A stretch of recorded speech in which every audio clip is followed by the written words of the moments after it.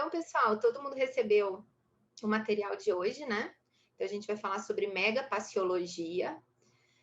A gente tem um pessoal aqui que estuda bastante, como o Hercílio, o Renê, o Thiago também está mais envolvido nisso, né? Vai entrar mais gente aí também que está estudando tanto pacifismologia quanto paciologia. Então, tem bastante o que contribuir também no debate de hoje, mas, obviamente, todos estão convidados a contribuírem, a debaterem, a trazerem questões, sugestões, enfim. O material que a gente mandou tem dois capítulos, na verdade, dois verbetes do Homo sapiens pacíficos, tem dois verbetes da enciclopédia, que é o Crescendo Pacifismo, Paciologia e o Paciologia. Os dois eu sugiro que vocês leiam, que tá bem legal. Eu só deixei uma parte, mas depois, se vocês procurarem na enciclopédia. Do DAC também tem dois verbetes e tem 71 ortopensatas com o tema. Então, quando a gente propôs a temática da megapaciologia, uma temática que, na verdade, ela ainda não foi desenvolvida, né? Então, ela não é encontrada. Megapaciologia não é um termo encontrado na enciclopédia ou em nenhum dos outros materiais que eu citei aqui. Então, o que a gente pensou na megapaciologia? O que a gente definiu como megapaciologia? Então, na introdução, na página 2 está lá. É a vivência do estado da paz íntima, predispondo a atuação universalista de cooperação ilimitada, gerando efeitos apaziguadores e anticonflituosos nas atuações interassistenciais de alcance cósmico e policármico. Como tudo na vida é um crescendo, então a gente vai pensar também no qual seria, o que seria o crescendo relativo à megapaciologia. Então, a megapaciologia vivenciada inicialmente seria a partir da desperticidade. Então, é a vivência da desperticidade consciencial, evidenciando a minimização considerável das crises íntimas. A intermediária, com a vivência da imperturbabilidade, evidenciada nos trabalhos policármicos da Semiconsciex, e a avançada seria o serenismo, propriamente, né? Então, a condição do serenão, que conquistou a paz máxima de amor puro frente à gestão da Reurbex. E a gente também tem três conceitos convergentes com a megapaciologia, que, obviamente, são conceitos que poderiam ter cada um ali poderia ter um megacom só com esse tema, porque são temas que dá para desenvolver bastante, mas então a gente vai ter que passar talvez um pouco superficialmente neles, mas que traz para o debate. Então, o amor puro, a cosmoconsciencialidade, a desperticidade, a imperturbabilidade, a mega-euforização, a mega-fraternidade, a ortopensidade, o pré-perigo, o serenismo e a transafetividade. Se a gente for lá nos verbetes da enciclopédia, no verbete da paciologia, tem na caracterologia 120 variáveis relativas ao tema, que eu acho bem bacana também, que expande ainda mais essa convergência de conceitos, né? Então, depois também, se vocês quiserem dar uma olhada lá, mas traz vários aspectos relativos à vivência da paz. Lá no léxico de ortopensatas, nas 71 ortopensatas, a gente tem várias ortopensatas relativas tanto à questão do antibelicismo, quanto da vivência da paz propriamente, e dos aspectos bioenergéticos também relativos à vivência da paz ou da própria questão holossomática. Então, por exemplo, na 20, na mega-euforização, coloca mega-euforização, pacificação íntima, né? E logo abaixo, mega-liberdade, paz íntima. E aí vocês podem também dar uma olhadinha aí depois em vários dos verbetes das ortopensatas que trazem reflexões bem bacanas. E aí vocês podem trazer também para o debate depois algumas que vocês acharem relevantes, tá? Eu acho importante para o começo do nosso debate a gente trazer já o aspecto de diferenciação entre dois conceitos que são muito convergentes, que é o de pacifismologia e paciologia. Vocês podem perceber que a gente usou a paciologia e não a pacifismologia. Os verbetes que a gente trouxe também são da paciologia, mas existe essa diferenciação. Então, eu vou passar para o Renê, que ele vai explicar um pouco melhor para vocês isso. Muito bom, Bárbara. Então, a gente vai vendo que nos estudos da conscienciologia, a paz tem sido assunto cada vez mais frequente para nós, né? Acho que a gente está começando a entender de forma mais ampla, mais completa e mais complexa a importância de estudar e de vivenciar a paz, mais do que como ausência de conflitos, mais do que como ausência de guerras, para aquele estado que está mais vinculado à harmonia com o cosmos, à harmonia com o fluxo do cosmos. Então, a gente vem começando a estudar a paz de forma cada vez mais ampla nesse sentido. Então, quando a gente fala de pacifismologia, quando a gente fala de pacifismo, nós ainda estamos falando, e quando eu digo ainda, não é porque vale menos, mas é em termos de momento evolutivo, né? Quando a gente fala de pacifismologia, de pacifismo, nós estamos falando de lidar com conflitos, minimização dos conflitos, de belicismos explícitos. Então, belicismo, por exemplo, é quando a gente utiliza da força, da violência, da coação para conseguir algo. Então, uma estratégia muito primitiva, muito instintiva. Então, o pacifismo ele vai agir muito nesse sentido de lidar com esses conflitos, lidar com o belicismo, lidar com esses movimentos, né, são complicados. E quando a gente vai avançando nisso, vai limpando essa barra mais pesada, a gente percebe que tem coisa para além disso. Não é porque acabou a guerra, por exemplo, que a gente está vivendo num mundo pacífico, positivo. Tem muita coisa para avançar depois que acaba um conflito, depois que acaba a guerra. Então, assim que a gente trabalha com essa minimização de conflitos, o que tem para depois disso? O que é a paz que extrapola, que expande essa ausência de conflitos, de belicismo? Então, a paciologia, e aí a gente tem um propositor do verbete aí, paciologia, que está aqui com a gente, que é o Ercílio, que se depois quiser falar, vai ser muito legal, né? Vai ser muito bom. A paciologia vai ajudar a gente a expandir esse conceito de paz e estudar essa vivência da paz de forma mais ampla, mais profunda. Essa vivência de paz que vai considerar, por exemplo, como é que a gente coopera mais? Como que a nossa vivência pode auxiliar cada vez mais o outro? Como que a gente vai integrar mais? Então a gente vai parar de falar só de cessar conflitos e pensar como é que a minha visão para o conflito, como a minha visão para o que é diferente, pode ajudar a gente a construir algo que vai muito além daquilo que nós individualmente conseguimos compreender, conseguimos pensar. Então, no próprio verbete lá, né, o Ercílio escreveu, que foi fruto uma pesquisa, de uma imersão que eles fizeram no campus Saquarema, muito legal. Tem um artigo disponível depois, se vocês quiserem ler também. Tem um monte de fatores relacionados à paz, alguns que a Bárbara já falou, inclusive, que vão ajudando a gente a expandir esse conceito de paz e pensar o que é essa paz mais ampla. E quando a gente fala de megapaciologia, a ideia que a gente está tentando trazer, está tentando pensar na paciologia, vamos estudar a paz. O que tem daquilo de mais avançado que a gente consegue perceber, compreender hoje nos estudos da paz, trazendo aqui para o MegaCons, né? Que vai ajudar a gente a recuperar mais lucidez, recuperar cons, conectar com essas equipes extrafísicas mais avançadas, acessar o holopensene dos serenões. Isso tudo vai ajudando a gente a mudar a forma de pensar, né? A gente vai, além das reciclagens que a gente precisa fazer aqui do dia a dia, acessar o Open de Paz, por exemplo, Central Extrafísico da Fraternidade, Central Extrafísico da Verdade, acesso ao Open dos Serenões, transafetividade, essas coisas todas vão ajudando a gente a ter novos referenciais evolutivos, novos referenciais para a gente falar assim, olha, ok, eu estou aqui, então o norte é por aqui.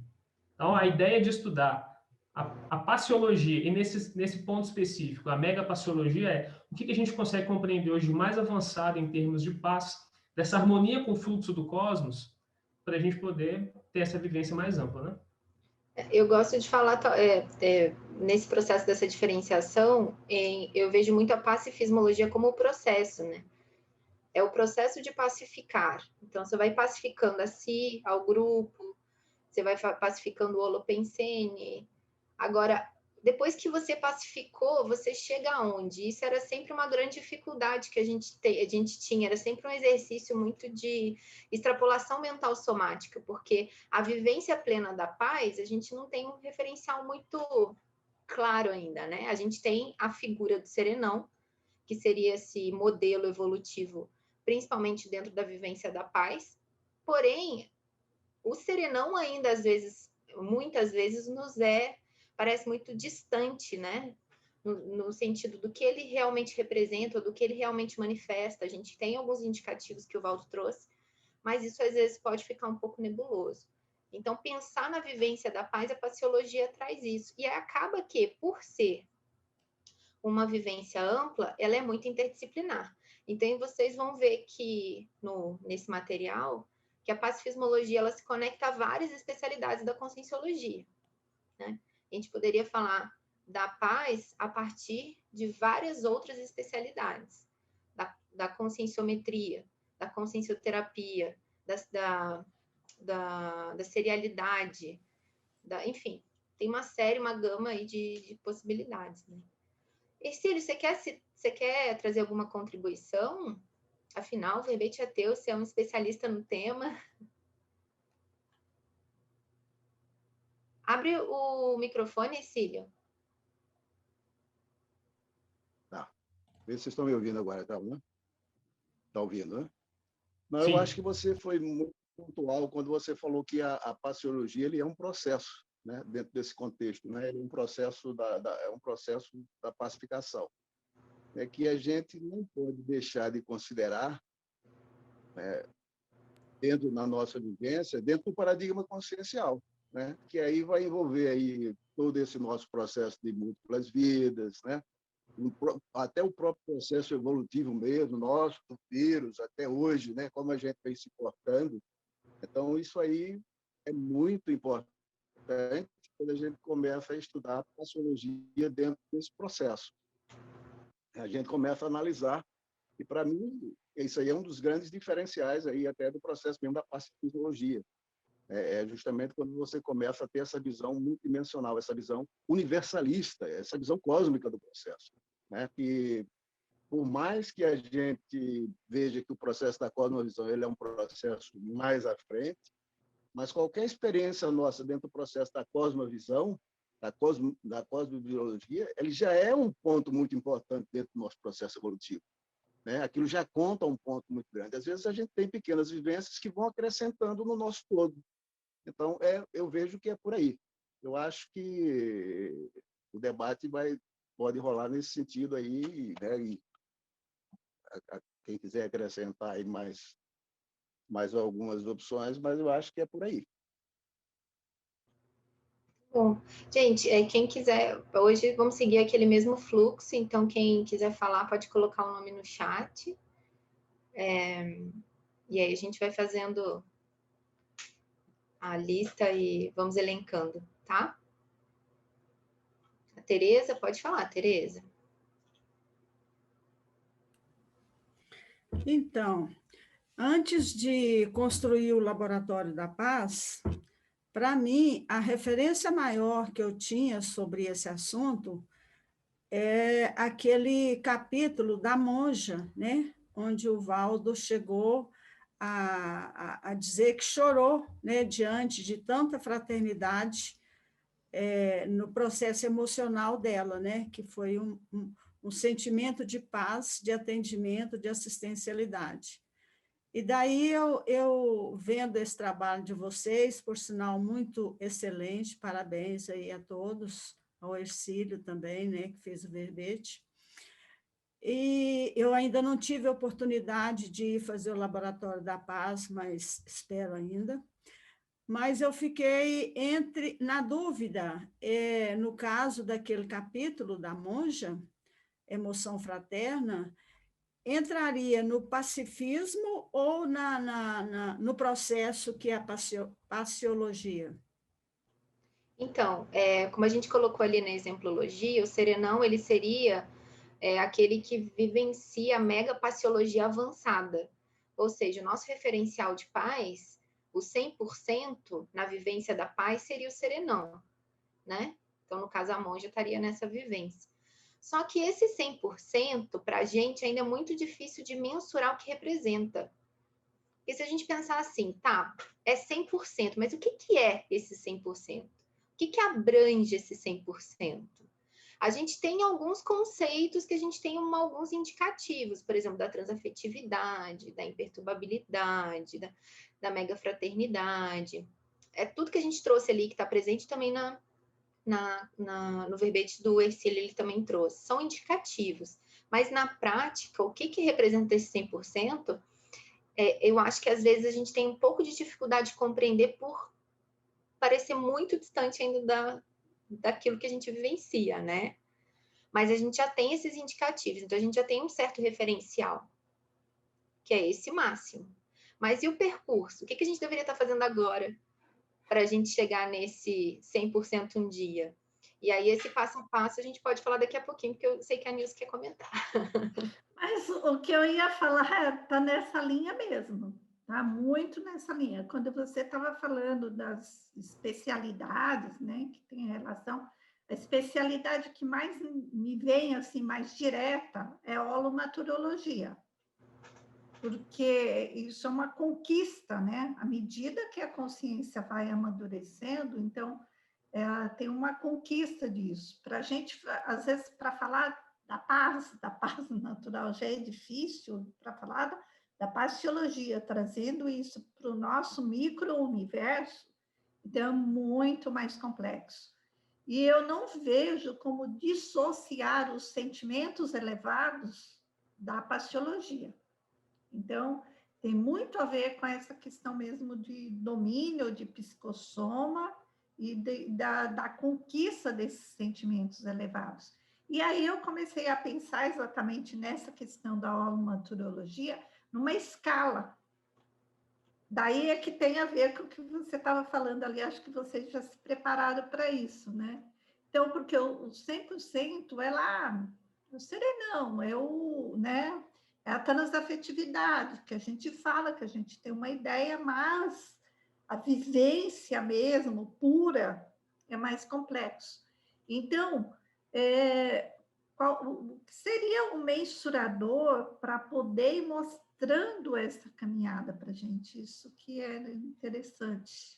Uma discussão então, é curioso que no Homo sapiens pacíficos, o Valdo traz como um primeiro aspecto para o desenvolvimento da pacificação íntima é a vivência fraterna social. E ele traz social mesmo, no dia a dia, a política social, a intrafísica, como um primeiro aspecto. E ele fala da importância do nosso posicionamento social frente aos acontecimentos, ao que acontece, como um primeiro passo, uma primeira coisa, que a gente não pode se omitir. E a partir disso, obviamente, a gente vai trazendo uma série de questões relativas à intraconsciencialidade. Mas quando a gente fala do desenvolvimento e aí do processo, tem vários conceitos que permeiam isso. Por exemplo, um deles é da reeducaciologia. Reeducação, porque o nosso desenvolvimento consciencial, e eu acho que o René vai falar isso até melhor que eu, ele se dá por base bélica. Então, se a gente pegar o histórico da humanidade, o nosso desenvolvimento consciencial se deu a partir de ideias, preceitos e realidades bélicas. Então, a gente, de uma certa forma, a gente trouxe para a nossa base consciencial essas manifestações.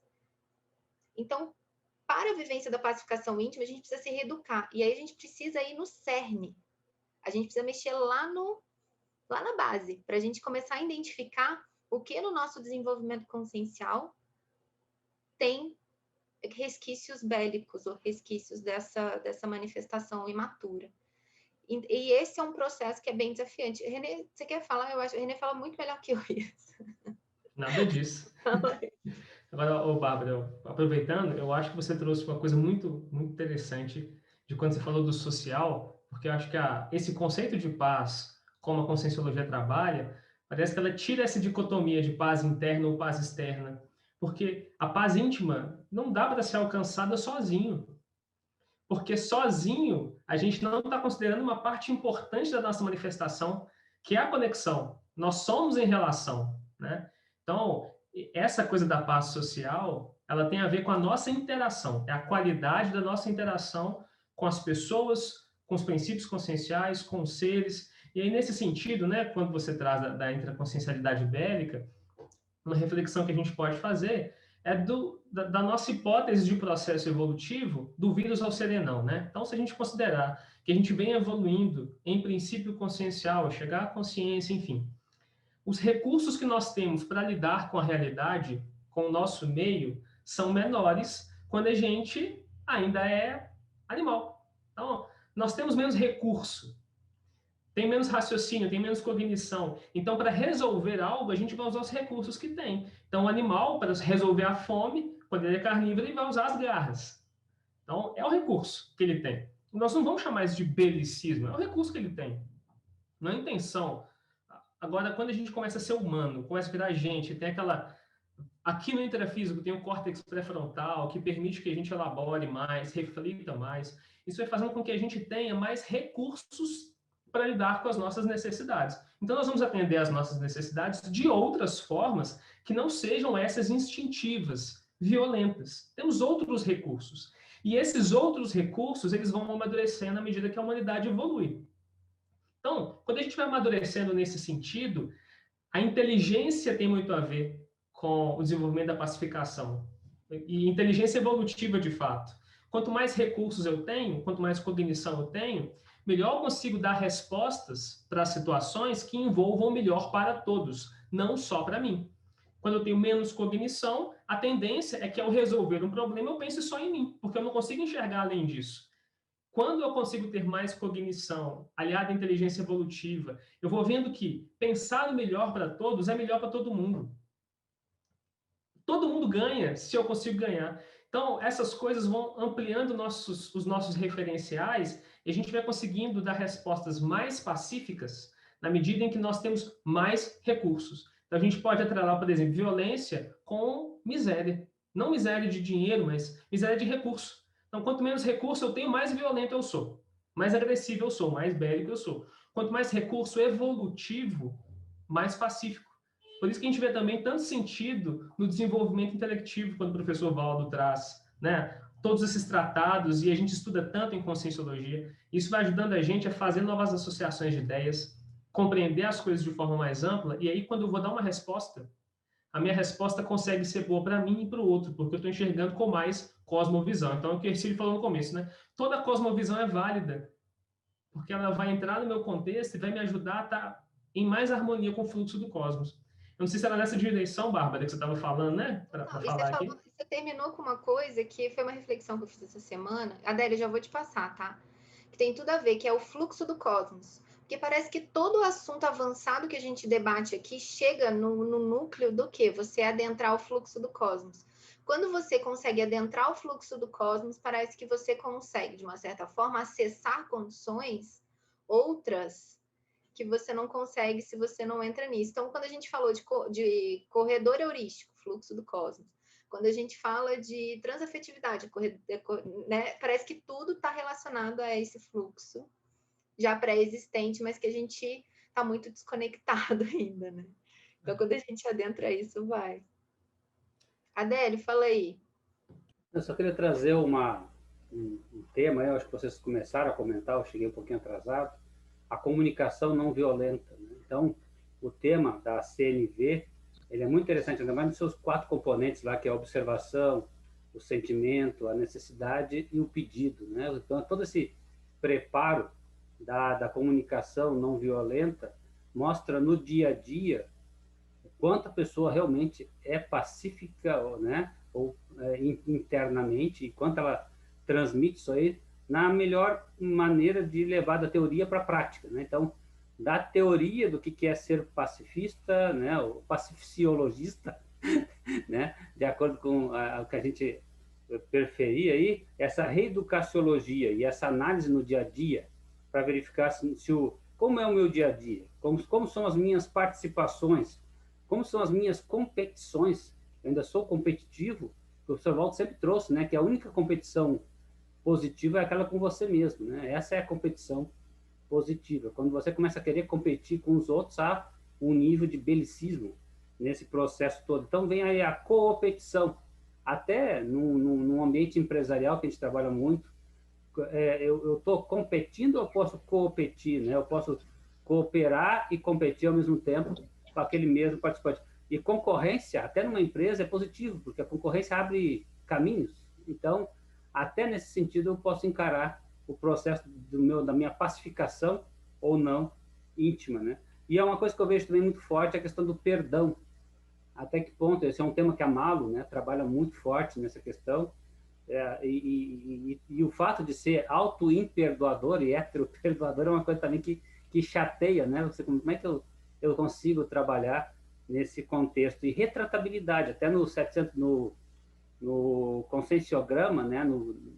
Na página 44, aqui o professor Val trabalha muito na retratabilidade, né? Autojulgamentos públicos. Então, essa questão toda nos leva nessa reeducaciologia que você comentou aí, Bárbara, do processo da paz, né? Porque uma coisa é a gente, quando a gente conhece 50% na teoria, já tem condições de aplicar na prática. Volta, você trabalhou com isso, né? Então, acho que já está na hora de começar no dia a dia a verificar. Eu trabalhei muito com isso porque a gente vem de uma região que o belicismo, Rio Grande do Sul, né? É bastante bélico em termos gerais, né? E a gente acaba tendo, até o tu é meio agressivo, quando você fala tu, né? Então, quando a gente vai analisar até a maneira de você se expressar, às vezes ela é um pouco mais agressiva também. E a gente não nota, porque parece que isso é o modus operandi natural, e quem não é assim é que está errado. Então, isso é só uma avaliação que eu trago aí para o nosso debate, né? O Ercílio, você quer falar sobre isso aí? Eu gostaria. Eu queria aqui falar para vocês que o nosso grupo aqui, quando começou a estudar nesse processo de paz, ainda não tinha nem ainda vindo o conceito da paciologia. Então, uma das coisas que mais nos impactou foi quando a gente veio a pergunta: o que é que tira a sua paz? O que é que tira a sua paz? E a partir daí a gente começou a se questionar e a gente foi vendo que esse nosso processo ainda instintivo, nosso mecanismo de defesa, até que foi muito importante no nosso passadão, até para a gente sobreviver, é justamente esse contexto que a gente vai ter que fazer uma reciclagem muito grande em cima desse contexto. Então, se a paz ela é uma responsabilidade íntima, a gente tem um compromisso muito sério com esse contexto, né? A gente começa a observar que as reciclagens eles são pontos fundamentais nesse processo, né? Então, quando a gente começou a entender que, né, fazer algumas perguntas, né, por que é que, né, como é que eu me comporto em determinadas situações, quem é que tira a minha paz, a gente começa a aprofundar no processo íntimo. E quando a gente começa a aprofundar nesse processo íntimo, automaticamente isso vai ter uma reverberação ao nosso redor, porque o foco já muda totalmente, né? A gente entende, começou sempre a entender de paz como um processo que está fora da gente, né? A gente é o processo das guerras, as pacificações, a não conflitividade, né? E a gente entende que esse processo ainda de conflito a gente ainda vai ter por muito mais tempo, mas a gente precisa começar a identificar e começar a trabalhar em cima disso, especificamente de cada ponto, né? Eu acho que é por aí. Tá? Você sabe, Ercílio, que uma coisa que eu acho muito séria é que, assim, ó, quando a gente fala de reeducação, obviamente que a gente está falando de reciclagem também, né? A gente está falando de autopesquisa. Só que a questão a gente começa a identificar, e eu achei que essa pergunta que você trouxe muito pertinente, né? O que tira a minha paz? Porque quando a gente identifica o que tira a nossa paz, a gente vai identificando também os mecanismos que a gente utiliza quando a nossa paz é tirada, né? No sentido assim, quando a gente se desequilibra, como a gente reage. E aí a gente vai verificando como é que os nossos mecanismos de reação funcionam. E aí a gente vai criando novos mecanismos para lidar com aquilo. Então, se aquilo me tira do eixo, então como eu posso criar novos mecanismos para lidar com aquilo de uma forma mais adequada? E aí a gente vai tentando adequar os nossos mecanismos de acordo com aquilo que a gente entende que é o melhor para mim, para o grupo e para o todo, né? A partir da cosmoética. Por isso que outra questão que entra totalmente convergente ao tema é o Código Pessoal de Cosmoética. O CPC, ele é fundamental nesse processo, né? Justamente para ele trazer os aspectos que a gente está querendo trabalhar. E o Adélio trouxe a comunicação não violenta, que é uma técnica que a gente usa muito também no curso, no Base do Pacifismo, e eu acho uma técnica fantástica. A única coisa que eu sinto falta na técnica é quanto à comunicação pensênica. Que a nossa manifestação pensênica ela é comunicacional e ela comunica também o nosso belicismo, né? Ela pode ser manifesta de forma violenta. né? A partir de outros mecanismos, a partir da nossa energia, a partir do rastro que a gente está deixando. Então, isso também é uma forma que a gente precisa avaliar, né? Bárbara, eu acho que vale a pena a gente pensar nisso, né? Como a gente traz a comunicação não violenta para o paradigma consciencial, porque o Adélio comentou da técnica, né? Dos 4 passos. Agora, além dos 4 passos, uma coisa que eu acho que é sensacional na comunicação não violenta, que é mudar o paradigma da relação. A gente relaciona com as pessoas muito pelas estratégias. Então, a violência tem muito a ver com isso, né? A violência é eu usar uma estratégia agressiva para conseguir algo.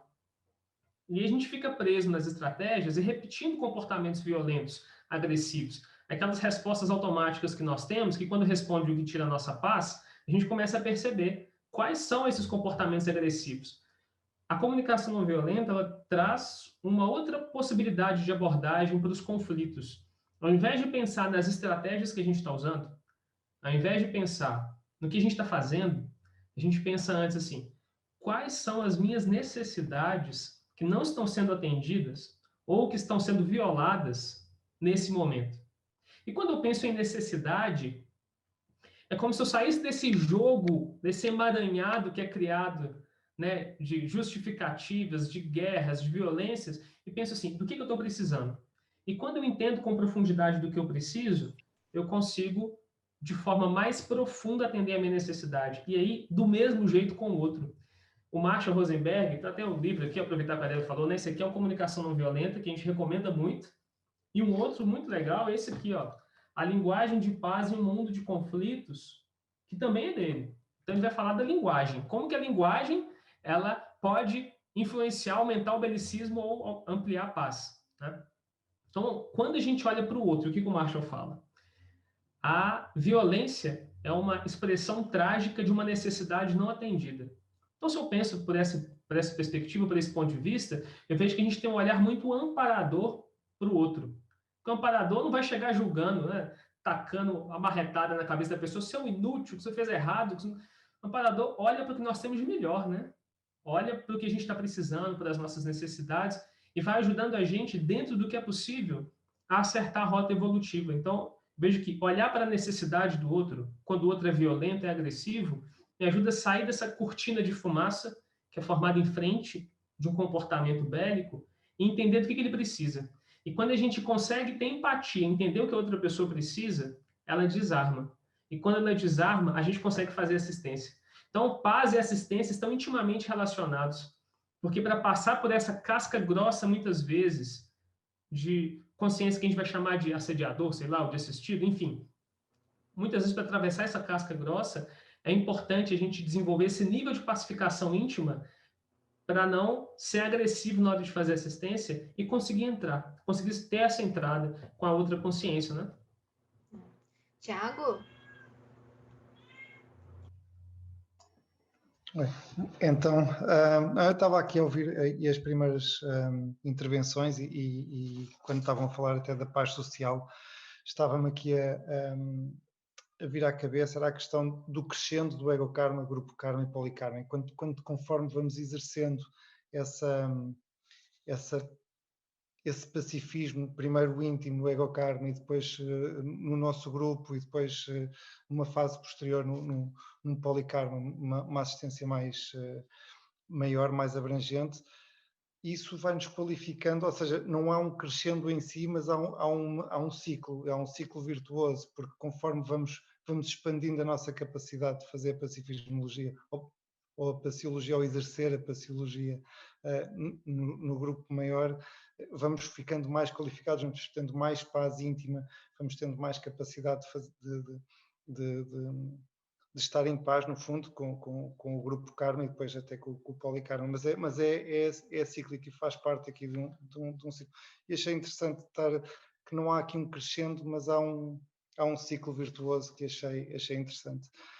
E depois gostava também de ouvir aí a vossa opinião sobre a questão da vivência da projeção, porque isso claramente aumenta de uma forma exponencial depois toda a vivência da pacificação íntima, até pelo desapego às questões intrafísicas, pelo um entendimento maior até da serialidade e de percebermos que nós também já lá estivemos e que agora se calhar está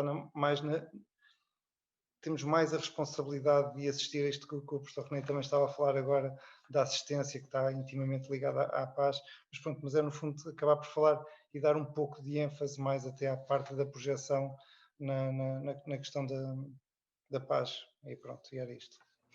Muito bom, Tiago. E tem toda a relação, né? A gente até colocou lá no Convergência a Cosmo... cadê?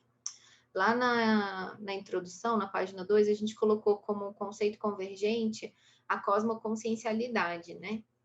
Então, essa abrangência consciencial ela é fundamental. E aí, a gente lembra que a gente está falando da paz a partir do paradigma consciencial, né? Então, se a gente está falando de uma vivência que ela é avançada, como a gente está falando aqui da magapaciologia avançada, que seria do serenão, ela está intimamente ligada não só a uma autoconscientização multidimensional, mas, voltando para aquela questão do fluxo, a entrada no fluxo cósmico propriamente dito, que aí é outro passo, vai além, né, da pura autoconscientização multidimensional. Uma coisa é você sair do corpo com lucidez, você se ver fora do corpo, você começar a vivenciar uma outra realidade multidimensional, e outra coisa é você passar a compreender os mecanismos de comunicação e de expressão dessa dimensão e das consciências que estão relacionadas a essas outras dimensões, que aí é o fluxo do cosmos. E aí eu entendo que a megapaciologia, ela entra aí. Aí, se a gente falar da pacificação, é um processo, né? A gente vai... Mas para chegar nesse mega, obviamente, sem a projeção, fica... Porque sem a projeção, nem a compreensão do que é cosmoética a gente tem na prática. Porque como é que você vai entender... Faltar sinapses, não é? Exato. Como é que você vai entender um conceito que ele tem cosmo na estrutura, cosmoética, se você não sai do corpo?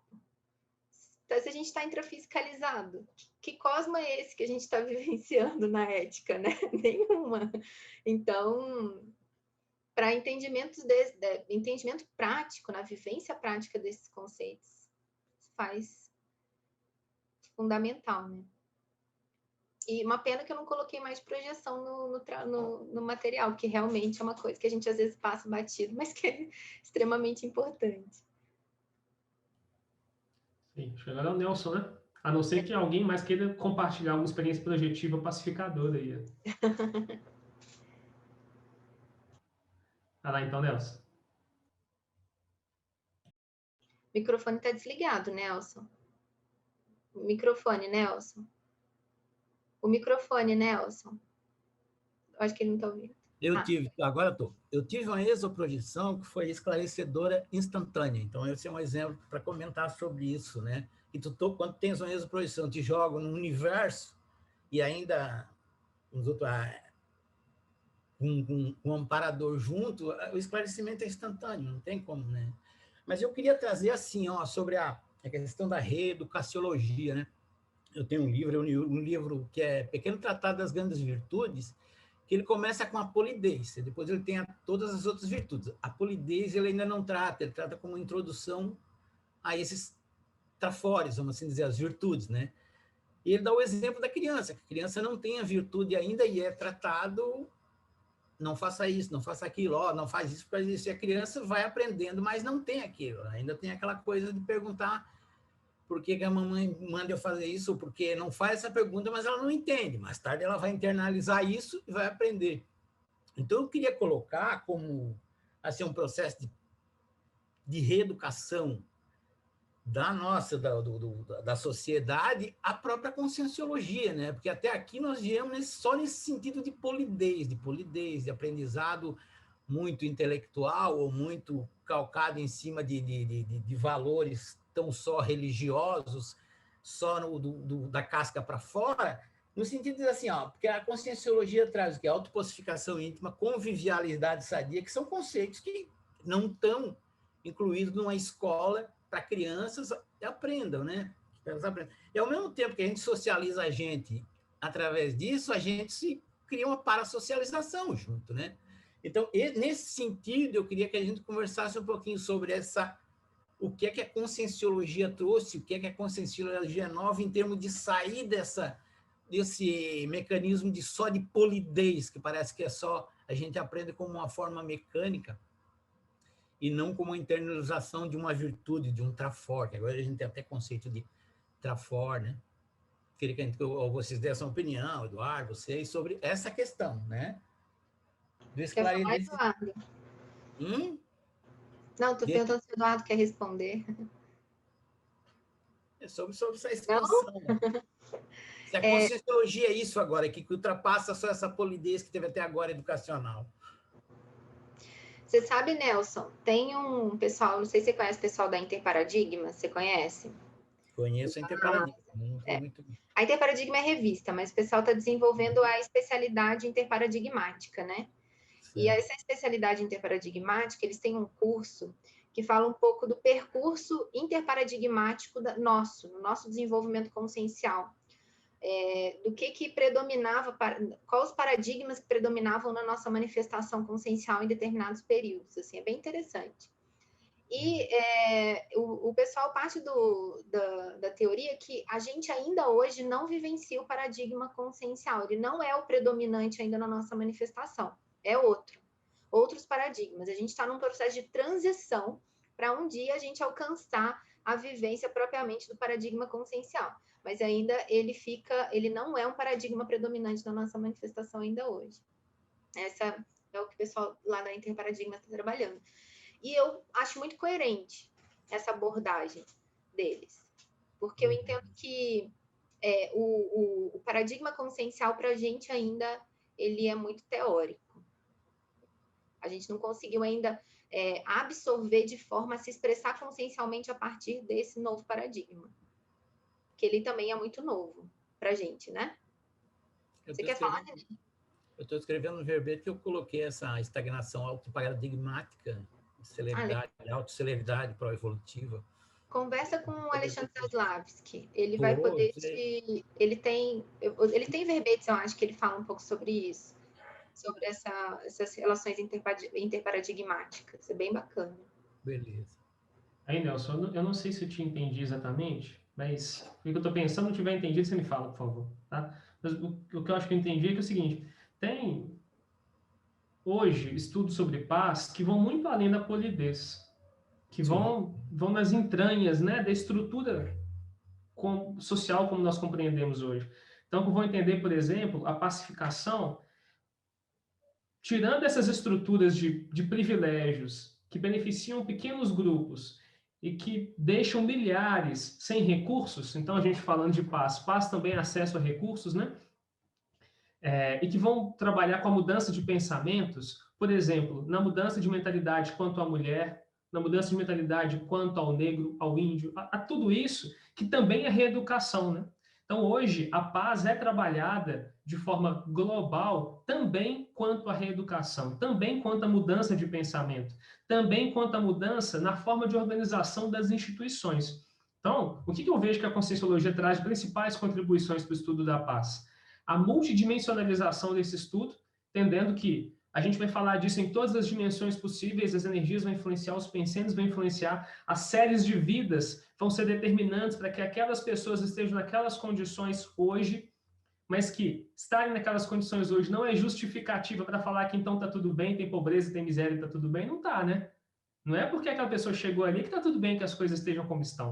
A gente vai trabalhar para mudar, para melhorar. Então, eu vejo que a Conscienciologia traz esse processo da multidimensionalização e, por um outro lado, um enfoque muito maior na responsabilidade íntima, porque eu vou ter maior alcance social para a paz, na medida também que eu tiver um maior alcance interno sobre a paz. Porque se eu não souber enxergar os conflitos que eu vivencio, eu vou olhar para o mundo e não vou enxergar os conflitos que existem também. Então, a minha atuação fica limitada, né? É bem isso, René, que eu estou falando assim, para a gente ver a diferença entre falar de paz sem o paradigma consciencial e com o paradigma consciencial. Porque teve uma pergunta aí, pô, agora eu estou em paz, e aí, o que é que eu faço? A partir da hora que tu não tem esses conceitos mais profundos da conscienciologia, tu não tem a noção de paz. A noção de paz que a gente tinha, a gente sabe muito sobre guerra e muito sobre paz pelo viés religioso. E aí, é o paraíso? Como é que é o paraíso? como é que é a paz? É um pastinho verde com a lagoa? Então, quando não tem esses conceitos da conscienciologia que fala sobre o que a Bárbara falou, o corredor heurístico, essa coisa que traz a gente a querer aprender mais, e à medida que tu vai aprendendo, tu vai ficando mais em paz, vai tendo uma autopacificação íntima. Sem o paradigma, para mim, parece só um processo de polidez, que aí, assim, não, porque eu posso falar eu trabalho com as minorias, por exemplo, as minorias não podem ser agredidas, tem que ter paz. Mas se eu não trabalhar de forma interna em mim, essa convivialidade sadia que começa lá com os gatinhos que eu matei quando era pequeno, de jogar para cima, coisa e tal. Se eu não compreender isso desde pequeno, se eu não tiver uma cultura de aprendizado sobre aqueles gatinhos que eu joguei na lagoa, isso não internaliza em mim e eu não chego lá sobre a paz. É nesse aspecto que eu estou falando. Coitados. Os gatinhos. Deixa eu dar uma entradinha aí de leve. Tem assim. gente que quer me matar aí, porque tem Ô, gente Nelson, eu acho assim, que a gente, para poder falar, eu acho que a principal coisa do paradigma consciencial e que amplia a visão de conjunto da gente em relação a todo o paradigma é a multidimensionalidade. Enquanto você não conseguir pensar o minimamente que somos seres multidimensionais, nenhum processo é importante, entendeu? A partir de que você interioriza o que é multidimensionalidade, e para cada um isso vai estar num percentual e varia de pessoa para pessoa, dependendo da maturidade consciencial que já tem, aí você começa a desvendar tudo isso que a Bárbara colocou no início, que é fabuloso, é maravilhoso, e é por isso que a gente busca os megacons. Mas enquanto a gente, como criatura humana intrafísica, não absorver parte, ou porque a gente ainda não consegue estar o tempo todo entendendo que somos seres multidimensionais, nada caminha a contento. Porque tudo, o paradigma está montado principalmente em cima disso. Somos seres multidimensionais. E a partir daí, tudo está imbricado. Então, enquanto a gente não absorver, tudo fica muito na teoria, tudo fica no que você acabou de dizer, que é tudo muito... polido, é educado, e isso não é real. O que eles estão colocando é uma meta a ser alcançada, né? Mas depende fundamentalmente de você entender o que é um ser, o que eu sou um ser multidimensional. Enquanto eu não tiver interiorizado isso, uma parcela disso, e vai num crescendo sempre, a gente é difícil entender qualquer outro conceito vinculado à conscienciologia. Você sabe, Claudete, que eu acho importante mesmo a gente trazer o que a gente está trabalhando o conceito de paz a partir do paradigma consciencial, né? Isso, mas isso é por isso que é importante saber, Bárbara, que esse é um conceito básico, entendeu? Então deixa de ser polido, como o Nelson está colocando. Ele eu acho que o Nelson... O paradigma é o que normatiza a conscienciologia para a gente. Sim, a gente tá trazendo um assunto a partir de algo, né? Perfeito. Que já estão ali pré-existentes. Então, ele serve como... correto. E, para mim, o que é básico nisso é sempre você se entender como ser multidimensional, senão o paradigma não tem sentido. Sim, com certeza. Mas você sabe uma coisa? Eu vou passar para a Tereza, que ela está na fila, mas eu só queria dizer uma coisa para o Nelson, assim, ó. E aí, depois que o pessoal falar, a gente pode retomar isso. Que assim, ó, quando a gente fala de megapaciologia, a gente está falando de uma condição policárnica. Então, isso já envolve uma série de outras coisas que a gente pode falar depois, que eu vou passar para a Tereza. Parece multidimensional, concorda? Sim. Fala aí, Tereza. Tere, né? Acho que é Tere ou Tereza? Eu não sei, estava Tereza na fila. Então, é você, Tere? Desculpa, o seu nome é Tere mesmo? Não, Terezinha. Terezinha. Mas eu uso Tere, tá? Falha minha. Alguém colocou Tere no site e eu completei erroneamente. Pode falar. Não, não sou Tere. Tereza é nosso colega ali. Tá legal. Então, primeiro dar parabéns para o material que a Bárbara e o Renê, né, que montaram, né? Excelente, assim, nossa. Quando eu li, já me senti em paz, assim, né? Porque me deu uma pacificidade, assim, interessante quando a gente entra no Holopensene. E aproveitando isso, eu vou mais adiante, eu vou lá na página 8, numa ortopensata que tem lá, que eu achei assim, riquíssima, acho que tem tudo a ver, né? que é a número 2, onde fala do autopacificismo. Quem luta negativamente consigo mesmo tende a lutar contra todos. Quem é intimamente pacífico, pacifica o holopensene. Então, eu achei riquíssima essa ortopensata e me veio a lembrança, assim, porque o Adércio está presente aí. Eu trabalhei muitos anos em pronto-socorro, Hospital Pronto-Socorro, lá na capital de Porto Alegre. E lá é um caos, um caos, digamos. E eu entrava assim, tipo hoje é sábado à noite, então eu entrava para o plantão à noite, já tinha todo dia que eu já estava andando, né? E sábado de noite, né? Antes da pandemia, sempre foi muito. O pessoal sair, bebedeira, aquelas coisas. Então eu chegava lá, estava literalmente um caos. E os colegas diziam para mim: hoje, Tereza, isso aqui está um caos, está uma tragédia. Né? E eu me reportei aquela questão. Mas, assim, o quanto a gente entra ou não entra nesse holopensene caótico, sabe? A questão é essa. Eu gosto muito de levar para as coisas do pé no chão. Né? Toda a minha vivência, a Conscienciologia, que eu já... Muita gente é muito antigo, né? Mas a gente não ficar muito na teoria. E isso me trouxe a questão, assim, de uma pergunta, né? O quanto a gente, quando entra num holopensene que está caótico, que a gente consegue criar um holopensene mais assistencial, mais pacificista, passivo, né?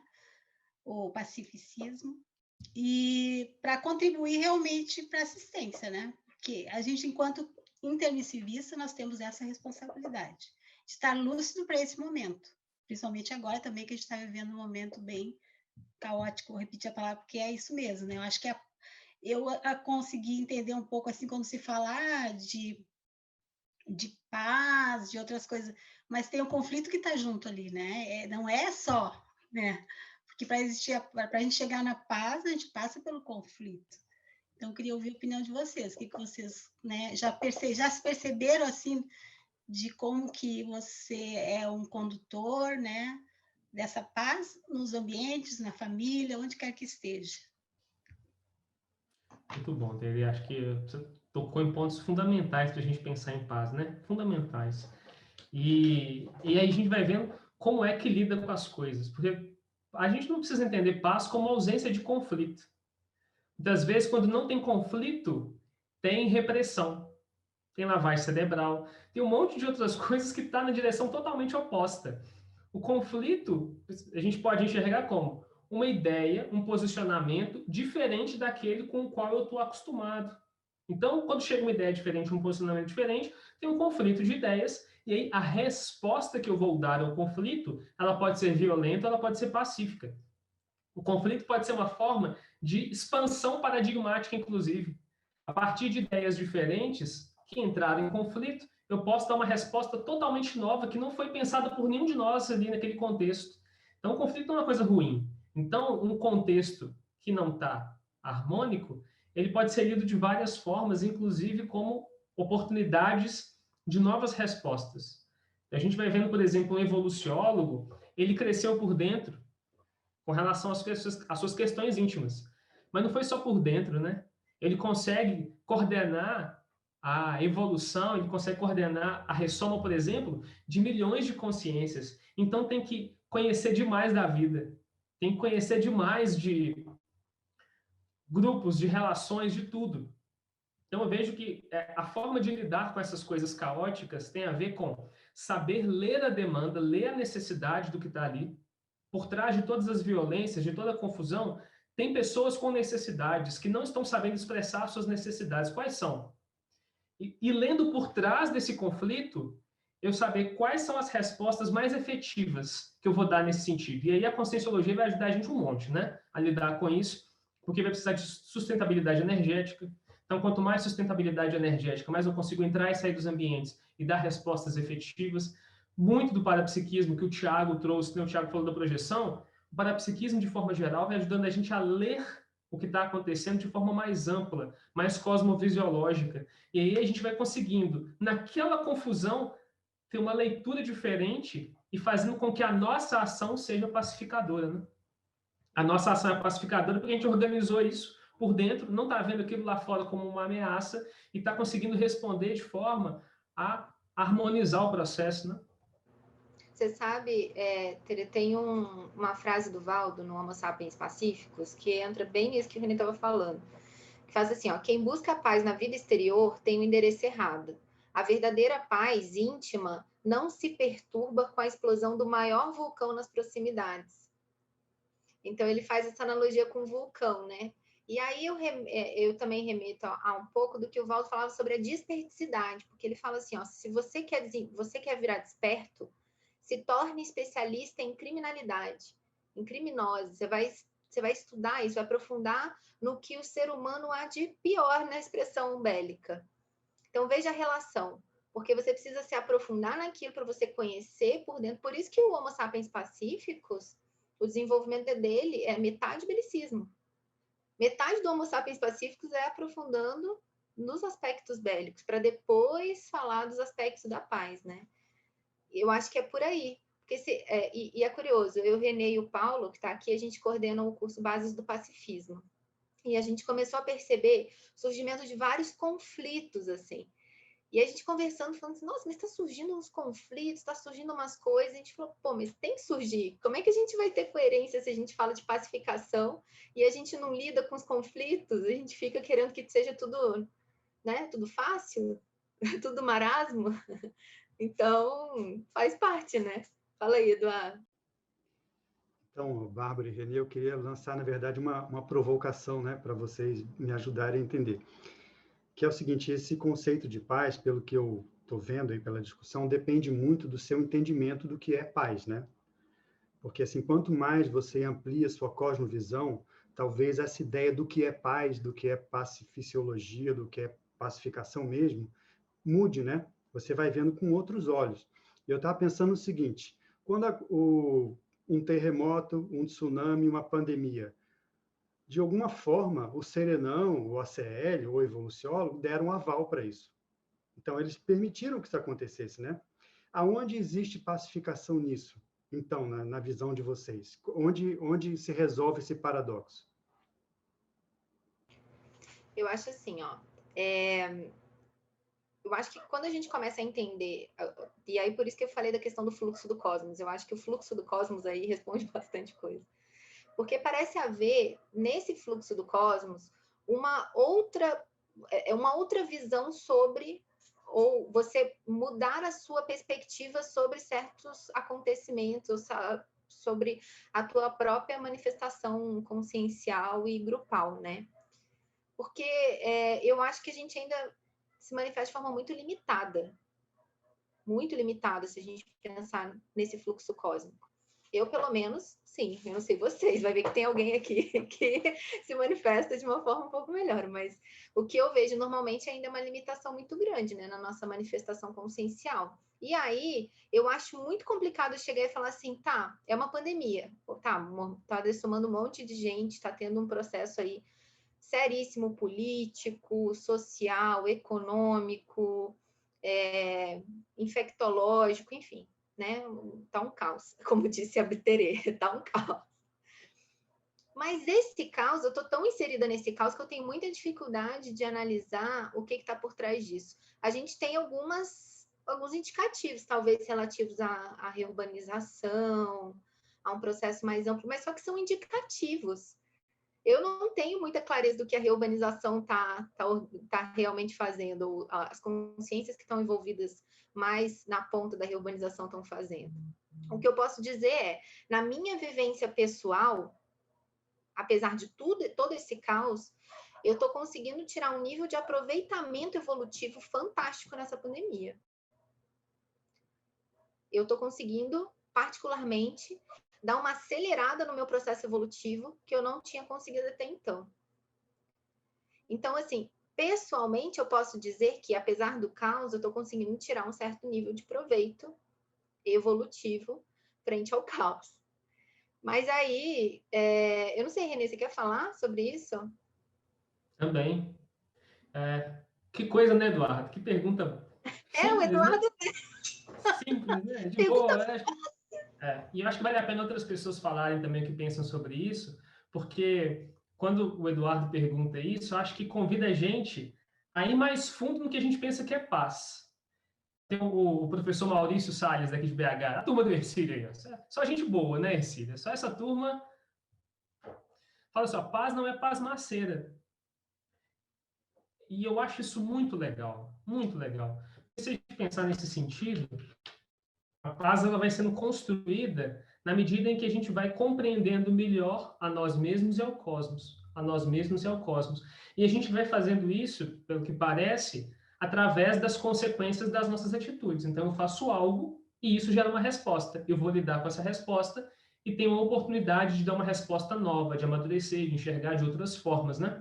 Então, parece que o processo evolutivo ele vai acontecendo assim. Então, quando você fala, Eduardo, de que, por exemplo, o Serenão, os CLs, eles deram aval possivelmente. Se a gente for olhando mais para trás, a nossa história é disso para mais, né? A pandemia, hoje, com os recursos que nós temos, talvez seja muito menos trágica do que o que a gente passou um século atrás, do que se a gente lembrar, por exemplo, de escravidão, os horrores que eram. Se a gente for pegando para trás na nossa história, esses processos de guerra, de violência super generalizados, também tiveram esses avais, não sei como é que ele faz o plural de aval, dessa turma, né? Teve o aval dessa turma, porque parece que é o mecanismo que o cosmos funciona de nos permitir lidar com as consequências das nossas ações. E aí, quando a gente vai lidando com as consequências das ações, vai mudando a forma de pensar. E o que a pandemia faz hoje, por exemplo? Eu acho que boa parte das pessoas não vai sair da pandemia pensando isso. Mas a pandemia ajuda a gente a pensar que nós estamos em relação. Não adianta eu falar que eu já vacinei, eu estou de boa. Não adianta eu falar que eu não adoeço, porque eu vou passar para outras pessoas. A escala de contágio é grande, nos coloca nesse contexto de perceber que nós somos em relação. Então, a pandemia ela vai escancarando isso para nós, né? Quer falar? Diga aí, Eduardo. Ligou o microfone. Estou pensando assim, você lembrou bem, por exemplo, as grandes destruições em massa das eras, né, antigas, dos dinossauros, não tem paz nenhuma nisso. E outra coisa, eles não fizeram nada conscientemente para isso, né? Então, não tem nem a responsabilidade pessoal, como tem na guerra, por exemplo. Então, assim, o que eu penso, Renê, não sei se vocês concordam comigo, é o seguinte, a paz, pela paz, ela pode ser simplesmente, se ela for buscada como fim, ela pode ser simplesmente consolação, de ficar em paz, né? O processo é o seguinte, existe uma coisa maior que é a evolução, que é a evoluciologia, que é isso que a gente estuda, né? E, às vezes, a reciclagem, ela é feita nas crises. E para que aconteça a reciclagem, para que a pessoa saia da solução de conforto dela, é a antipaz que tem que acontecer naquele momento, pontualmente. Então, a crise ela vai depois possibilitar a pessoa de chegar num outro patamar melhor, né? E aí depois buscar outro patamar melhor. Então, a gente está sempre buscando uma paz que é mais o que a Bárbara falou, uma paz mais do fluxo do cosmos, né, do macromecanismo. Mas isso que a gente chama de paz hoje em dia é uma paz intermediária, né? Talvez não seja um valor em si, a paz. Eu penso que o que é o valor em si é a evolução, e às vezes ela é feita justamente pela reciclagem, pelo incômodo. Diga, Nelson. Esse processo de reciclagem também, né, a reurbanização, a gente tem que vincular muito com o senhor Valdo falou, não sabe, né, com superpopulação, né? Então, reciclagem, vai nascer mais gente que vai conviver com mais gente. Quer dizer, isso é uma oportunidade de forma coletiva de reciclagem, mas, ao mesmo tempo, há uma expansão dos seres humanos, que, em termos de sociedade, que vai desmatando e vai convivendo com animais. Então, traz esse processo de pandemia também, que é um processo normal, assim. Talvez falando sobre o paradoxo do que o Eduardo falou, talvez o paradoxo quanto a esse tipo de assistência é a superpopulação. O senhor Valdo vinculava muito com a reurbanização, né? Mas você sabe, Nelson, que eu pensei numa coisa aqui agora, vocês falando, que eu não tinha pensado antes. Pode falar, Recife, depois eu falo, pode falar. Pode falar, Recife. Sabe o que é o seguinte, essa pergunta do Eduardo, eu tenho aqui, no nosso artigo que nós publicamos na revista Consciência, na Ciência da Paz e os Serenões, ele fala assim, na evolução, o serenão é uma consciência autodesenvolvida que já ultrapassou os limites das autorrupções. Ele investiu todo o seu egocentrismo na interassistência e na interdependência evolutiva. Portanto, O serenão tem capacidade de assistir às limitações egocêntricas individuais. Aí vem o serenão, são especialistas na dissolução de ideias belicosas. Não importa qual o seu nível. Se for necessário haver a destruição para promover a reconstrução do abismo das incoerências conscienciais, eles o farão. Contudo, eles não destroem consciências, mas as favorecem através da reurbanização. Quer dizer, eu acho que aí está uma síntese, né, desse processo como um todo, né, da gente trabalhar esse nosso processo intraconsciencial. Eu tenho que conhecer o meu nível de paz para que eu possa ajudar ao outro em função daquilo que ele está se manifestando. Porque, às vezes, aquela manifestação agressiva daquela consciência, às vezes é um pedido até de ajuda, mas para eu entender que aquilo é um pedido de ajuda, eu preciso ter em mim um nível de pacificação para poder fazer essa leitura do outro. Então, eu acho que aí entra agora uma nova condição, que é o processo da interassistência, do processo da assistência como um todo, né? Que eu acho que aí é o que faz a mudança total. Porque nesse processo todo aí, desses anos todos que eu venho estudando paz, o processo da mudança, da reciclagem, ele é muito sério. Tem dias que a gente acorda que a gente não sabe nem quem a gente é. Eu digo, caramba, quem sou eu? Quer dizer, todo aquele meu conceito de defesa, de mecanismo de defesa e tal, aquilo não vale mais. E agora? E agora? As pessoas vão passar por cima de mim, eu não tenho mais autonomia. E, na realidade, gente, não é isso. A nossa autonomia vai ser muito maior quando a gente começa a entrar nesse fluxo, quando a gente sai do processo instintivo e vai entrando num processo mais da racionalidade, da mental somática, e a gente vai conseguindo diminuir, dominar mais esse processo emocional, e as coisas, a partir daí, elas vão acontecendo. Muito bom. Nilson, eu já vou te passar, eu só queria trazer uma reflexão que eu fiz agora, quando vocês estavam falando, que é a seguinte: a gente está num processo de reurbanização, então a gente parte da hipótese que a gente está num processo de reurbanização extrafísica, né? Então a gente tem muita consréu ressomando, certo? Reurbanização está trazendo essas consréus para ressomarem e ter oportunidades evolutivas. Nesse sentido, a pandemia, o que ela propõe no âmago? Não é bem o que ela propõe, mas o que ela provoca? Ela provoca uma necessidade da gente pensar em grupo, em grupalidade. Porque se a gente não pensa em grupalidade, mais gente morre. A realidade da pandemia é essa. Se a gente não tem um pensamento grupal, coletivo, mais gente morre. Se a gente consegue ter um pensamento mais coletivo, a gente consegue preservar mais os cidadãos dessas comunidades.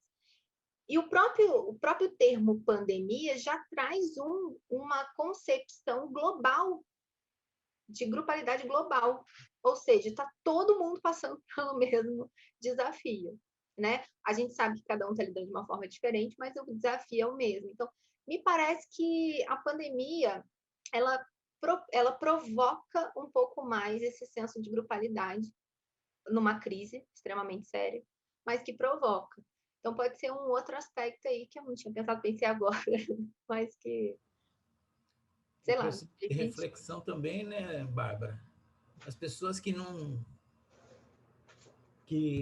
pensavam só no trabalho e sair, foram obrigadas a ficar em casa, obrigadas a pensar em si mesmo, ou pelo menos olhar o filho, a esposa, que tem gente em volta, né? Esse processo de auto-reflexão é muito forte na pandemia também.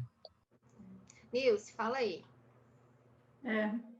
Eu concordo, só complementando o que o Nelson está falando, eu concordo com essa questão da reflexão, mas não é para todo mundo que isso está acontecendo agora.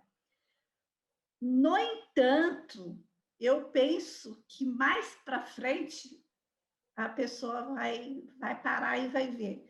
O que a gente está vendo, por exemplo, pessoas do nosso grupo que estão reagindo de uma maneira que nem parece que um dia teve contato com o paradigma consciencial.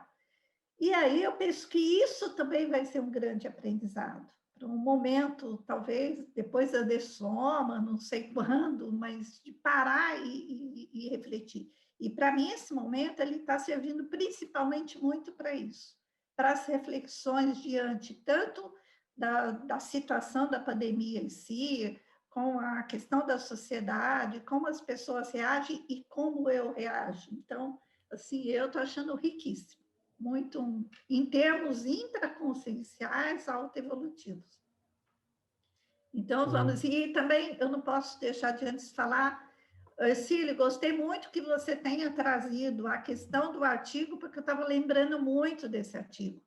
Foi quando se começou a falar de paciologia, né? Muito bom. Eu acho que vale a pena, porque tem assim, trechos ali que parece que lá o Maurício, principalmente, e depois disso é que ajudou a sustentar para chegar no verbete, né? E principalmente também a Vilma Vieira, que foi que trouxe a ideia da paciologia numa experiência de laboratório, né? Eu acho que também tem que ser. Tem que ser lembrado. Eu acho que esses três aí, principalmente. Bom, eu estava vendo no... antes eu queria falar também o seguinte, agora chegou a minha vez, eu vou falar. Dentro daquela questão lá dos sentimentos, que eu faço essa associação com os sentimentos elevados, tem um verbete que eu gostaria de indicar para vocês e verem, que é benignidade, do professor Valdo. É um verbete, se ver o vídeo, eu acho que o vídeo da Tertúlia está melhor ainda do que o verbete. Agora, o verbete, ele é muito simples, mas ele é de uma grandeza que eu acho muito... Então, até vendo a definologia dele, eu abri aqui agora. A benignidade é a qualidade de quem é benigno e não apresenta caráter perigoso. Você quer coisa mais simples do que isso? Só que a profundidade que tem por detrás, o debate que deu esse verbete, foi muito, né, muito positivo. E eu penso que começa por aí, porque às vezes a gente fica pensando na questão grande da transafetividade, né? Se fala muito, assim, sem muita noção, mas pensa na benignidade, no aqui e agora, o caminhar, né, para isso. Como é que eu vou falar de transafetividade se eu não sei o que é uma benignidade? E na tertúlia desse verbete, ele fala, assim, da questão da benignidade, é de você sentir o outro como se o outro fizesse parte de você, seja lá quem for. É como se fosse parte o seu dedo, o seu braço, e aí, assim, aquilo está na gente, tudo é um conceito bem complexo, mas é bem interessante de ver isso, tá? Agora, o que eu queria trazer é o seguinte, no material, lá na página 8, vocês trazem o DAC, né? Antinarcisismologia, na autodiscernimentologia. Então, termina ali, com teaticamente a possibilidade de o bem conviver com o mal. Por exemplo, a consciência humana coexistir com o animal subhumano. Desse modo, sobrevém o início da implantação teática da autodiscernimentologia. E aí o Nelson, né, eu já tinha destacado isso por uma experiência que eu tive há 2 semanas atrás. E o Nelson trouxe a questão de jogar o gatinho na lagoa e tal, né, de coisa de porão consciencial que faz parte. Mas assim, olha, e também, e por que eu fui pegar isso daí? Porque lá no início, né, vocês tinham falado da questão da mensuração pelo convívio social, né, tá. Só que eu penso que antes do convívio social tem as etapas, né? O convívio consigo mesmo, o convívio com o animal doméstico, o convívio com quem está mais próximo ali no dia a dia, o convívio, né, nessas situações. E aí eu vou contar a experiência para vocês, porque essa experiência mexeu muito comigo. Há 2 semanas atrás, eu gosto muito dos meus gatinhos, gente, eu tenho um amor por eles, assim, que eu acho a coisa mais pura. E aí, só que aconteceu o seguinte, né? Minha gatinha fugiu, corri atrás, aquela coisa toda, tal. Eu achei que dava para pegar, peguei. A bicha virou que ela fez um arranhão aqui, que fez um corte, sabe? E aquilo ficou sangrando, dolorido e tal. Mas eu peguei, vou fazer o quê com ela, sabe? Eu trouxe para dentro de casa, vou cuidar do meu ferimento, tudo e tal. Mas eu continuo amando, eu continuo gostando, eu não fico com raiva da gatinha, porque ela fez isso comigo, porque eu vou falar, você é uma malagradecida, olha tudo que eu faço por você, eu não vou fazer isso.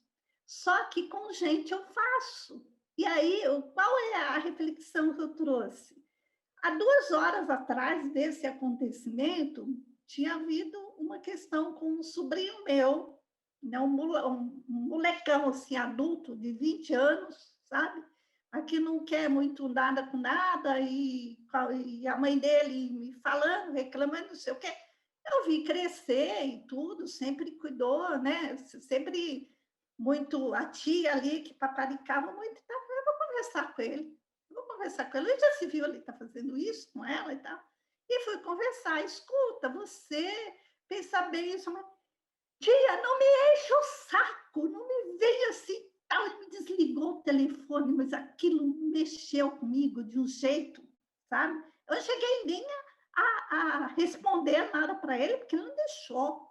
E eu fiquei assim, e eu fiquei ruminando, pensando em mente, poxa, mas que já se viu? Aquilo me perturbou muito, de uma maneira muito profunda. Aí eu penso assim, por que esse tratamento, né, tão diferente, essa minha reflexão, de uma gatinha que me fez um mal muito pior do que fazer isso para um humano? Essas coisas são mais... E aí você vê, nossa, aí a gente está falando aqui de megapaciologia, tal, lá na frente, mas peraí, aqui no dia a dia, né? Ainda tem essas coisas. A gente tem. A gente tem. Por isso que a gente está estudando isso, né? A gente fala lá da frente, mas como uma referência, mas tem um caminho a ser percorrido, né? A gente não espera pular etapa. E o caminho é muito mais longo para chegar lá do que é o caminho que a gente percorreu até o momento. Então, assim, a gente tem que fazer também essa referência.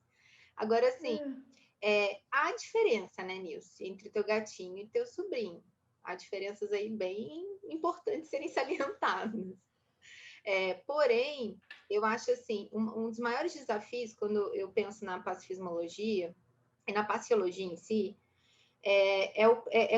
porque quando a gente fala de pacifismo, a gente não está falando de passividade, né? É um processo ativo. A pacificação é um processo ativo de ação. Porém, é muito difícil para a gente mensurar o que é uma ação pacífica, porque normalmente a nossa ação ela é violenta. Por isso que muitas vezes a gente confunde a passividade com a pacificação, porque na nossa mente é mais fácil a gente mensurar a pacificação como passividade, que é o não agir. Porque o agir para a gente normalmente vem com a carga violenta, né? E aí que eu acho que é o pulo do gato, já que você falou do gato. O pulo do gato para mim está justamente no fato da gente conseguir caracterizar melhor o que seria a ação não violenta, a ação pacífica, a reação pacífica. Porque o reagir, a gente tem que reagir. Não é para ficar passivo. Por exemplo, se seu sobrinho mandou você calar a boca, isso não deveria ser uma coisa que a gente não poderia... Tem que existir uma reação. Agora, a reação é que está o problema. O problema, por isso que eu falo, o problema normalmente não é o acontecimento, é a nossa reação ao acontecimento. Porque a nossa reação ao acontecimento normalmente é de base bélica, né? E aí a gente é agressiva, a gente fica com raiva. Agora, o que seria a reação de base interassistencial e pacífica? Aí que a gente começa a pensar... Mas aí que eu penso o seguinte, para ter a reação, antes a gente precisa mudar a pensenidade. Sim, com certeza. Se eu já tivesse um amadurecimento da minha autopensenidade, de reconhecer, sabe, a consciencialidade dele, o momento evolutivo dele e a condição toda, naturalmente eu teria uma reação, né, parecida. Por que eu tive a reação com a gatinha? Eu tive a reação com a gatinha porque eu sei que ela não entende o que ela está fazendo, ela está... Então, assim, existe intimamente, né, isso é intrínseco da intraconsciencialidade, essa compreensão. Então, é um caminhar assim de ter essa compreensão. Eu posso começar a mudar as reações e a gente vai se educando, aí entra a autorreeducação, se reeducando para poder, na próxima, a abordagem vai ser de um outro jeito, a questão assim, mas ainda não é a mudança íntima. Sim.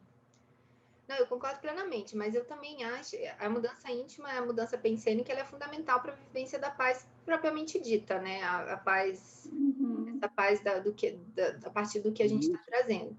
Mas eu ainda acho que a gente pode criar mecanismos mecânicos. O que são esses mecanismos mecânicos? A gente ainda não é algo que a gente ainda internalizou totalmente, mas a gente já vai criando mecanismos para a gente não cair nisso de novo. Vou dar um exemplo meu. O que me tira do sério é política. Me tira do sério. Eu tenho problemas em discutir política. E eu sei disso. Então, ao invés de eu me colocar em situações que eu sei que eu vou perder a paciência, que eu vou ficar irritada, que eu vou ser agressiva, eu vou criando mecanismos que são mecânicos, no sentido de que ainda não estão tão internalizados, mas que eu não vou me colocar nessa situação que eu sei que eu não vou dar conta. Ou se eu for me colocar, eu vou me colocar nessa situação de forma mais pensada e mais cuidadosa, para que eu não perca as estribeiras, entendeu? Dá certo sempre? Não. Às vezes ainda, né? Porque ainda não está internalizado. Mas pelo menos eu consigo diminuir a frequência. Bárbara, posso perguntar uma coisa sobre o que tu falou ainda há pouco ali sobre o não agir não é uma questão de estar em paz com essa coisa que tu falou agora aí. Como é que tu reage com isso, de não agir na política e não confundir com esse negócio de paz ou agressividade? Só para mim entender melhor, porque eu queria entender assim, aquele limite ali. Se a gente pensar no paradigma consciencial, não agir não existe. Porque a nossa pensenidade, ela vai estar existindo. A gente pode não verbalizar, mas a nossa energia está indo. A gente pode não verbalizar, falar, putz, sacana, mas a nossa energia está lá com as faquinhas lá na pessoa, né? Então, o não agir, ele não existe na prática. A não ação física, verbal, talvez, mas a pensênica não, né? A pensênica, ela está acontecendo o tempo todo. Agora, a questão que eu estava falando da não ação é da não ação da passividade de você pensenizar, mas não fazer nada. E assim, ó, eu entendo que existem etapas. Às vezes, esse não agir é o nosso mecanismo para lidar com aquilo naquele momento que a gente não tem as ferramentas necessárias. Vai acontecer em algum momento.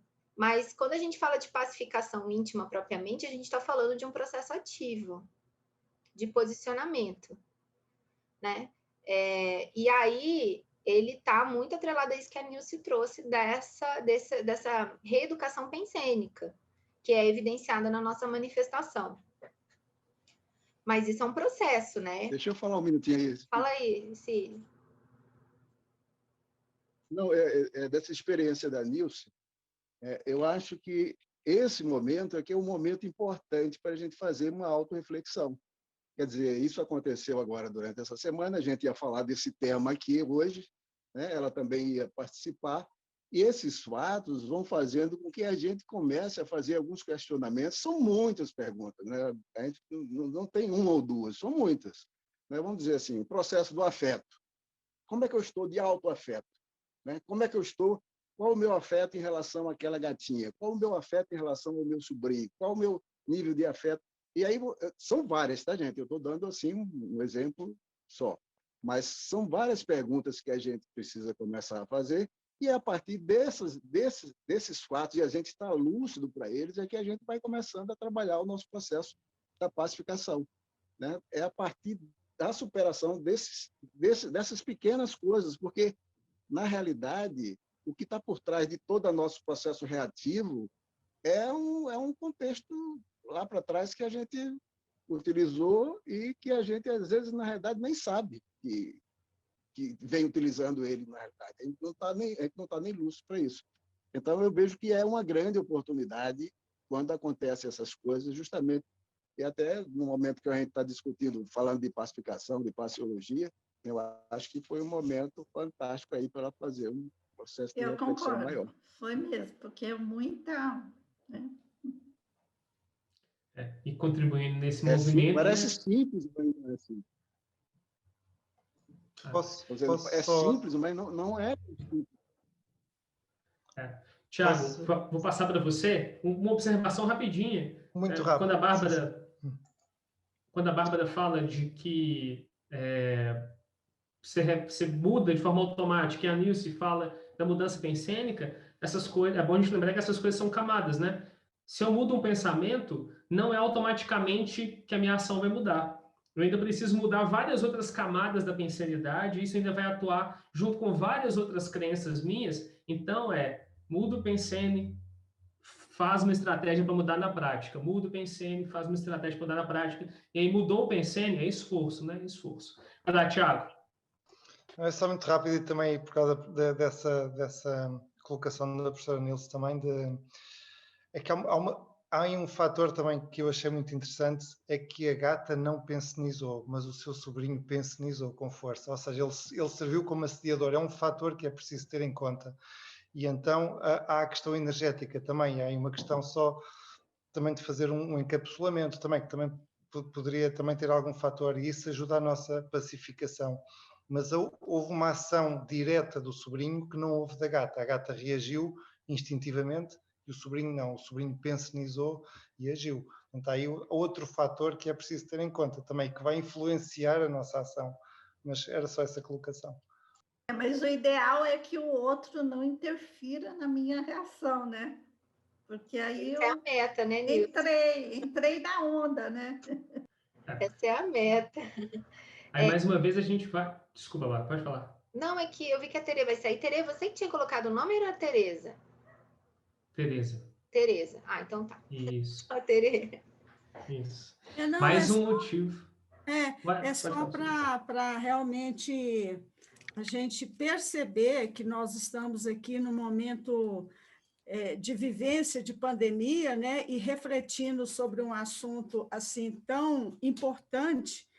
E conforme o Nelson disse, nós não estamos aqui verificando sobre essa questão da polidez, mas da ressignificação do ser multidimensional que a Claudete trouxe, né? Porque eu fiquei aqui pensando o quanto que a sociedade demora para conseguir ter essa ressignificação, mesmo que a educação ela é para todos, mas na realidade acaba não sendo, porque eu sou pedagoga e eu sei que o aluno silencioso é o que mais perturba uma sala de aula. O aluno ativo também, às vezes, ele chama atenção e a gente tem que dominar aquele campo pedagógico. Mas o silencioso é a situação do passivo, vamos dizer, que não tem nada de passividade, né?